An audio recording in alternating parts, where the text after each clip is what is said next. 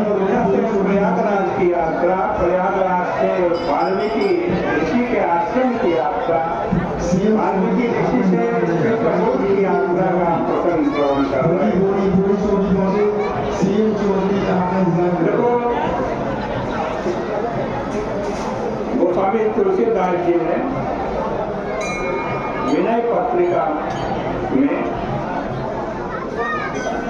एक पद लिखा और एक यात्रा का बड़ा व्यंग्यात्मक चित्र प्रस्तुत किया है। चित्र प्रस्तुत करते हुए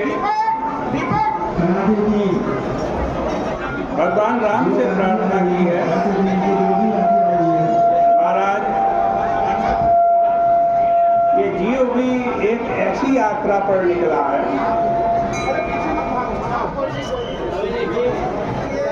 वो बड़ी विचित्र यात्रा है।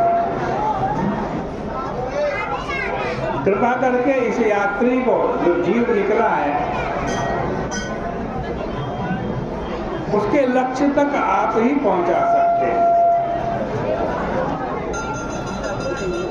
तुलसीदास जी यात्रियों को सावधान कर रहे हैं, जीव को सचेत कर रहे हैं।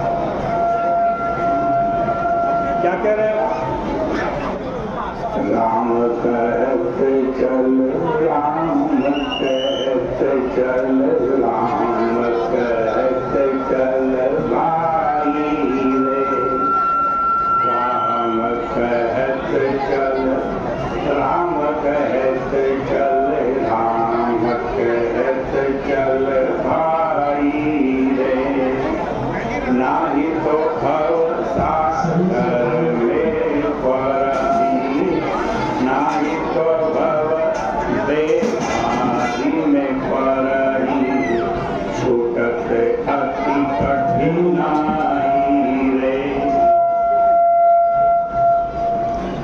राम कहते चले, राम कहते चले, राम कहते चले भाई रे, नाही तो भव बेगारी में पड़ही, नाही तो भव बेगारी में पड़ही, छूटत अति कठिनाई रे। क्या कह रहे हैं तुलसीदास जी? उन्होंने कहा कि राम कहते चलो, उस यात्री को कह रहे हैं, हम सब यात्री, राम कहते चलो, राम कहते चलो। क्यों? यदि हम राम राम नहीं कहेंगे तो क्या हानि होगी? बोले भाई नहीं तो बेगार में पकड़ लिए जाओगे। बेगार की परंपरा अब हमारे देश में नहीं रही, लेकिन पहले थी बेगार की परंपरा। जो राजा महाराजा होते थे, जमींदार होते थे, वे गांव के लोगों को काम करने के लिए बुलाते, पर उस काम के बदले में मजदूरी नहीं दी जाती। कहा जाता था कि प्रजा होने के नाते यह तुम्हारा कर्तव्य है, तो तुमसे कर्तव्य पालन कराया गया, मजदूरी नहीं दी जाएगी। बेगार शब्द का अर्थ होता है कि जहाँ काम तो करना पड़े लेकिन मजदूरी ना मिले। इसलिए गोस्वामी जी ने व्यंग किया कि अगर राम नाम नहीं लोगे तो संसार वाले अपने अपने बेगार में पकड़े बिना तुम्हें नहीं छोड़ेंगे। संसार वाले अपना काम तो ले लेंगे लेकिन मजदूरी नहीं देंगे। इसलिए कहते हैं कि राम कहते चलो, राम कहते चलो, राम कहते चलो भाई रे, चलना भाई। फिर यदि कोई तुम्हारे को बेगारी में पकड़ने की चेष्टा करेगा तो उस व्यक्ति को बता देना कि भाई हम तुम्हारे राज्य की प्रजा नहीं है, हम तो दूसरे राजा की प्रजा हैं। तो दूसरा व्यक्ति छोड़ देने में ही भलाई समझेगा। वो कहेगा भाई वह तो हमारे से भी बड़े राजा हैं,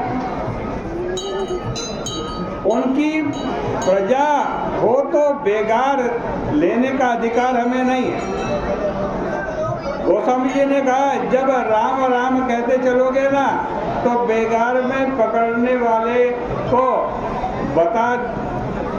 याद दिला देना, बता देना कि हम तो राम राज्य के नागरिक हैं,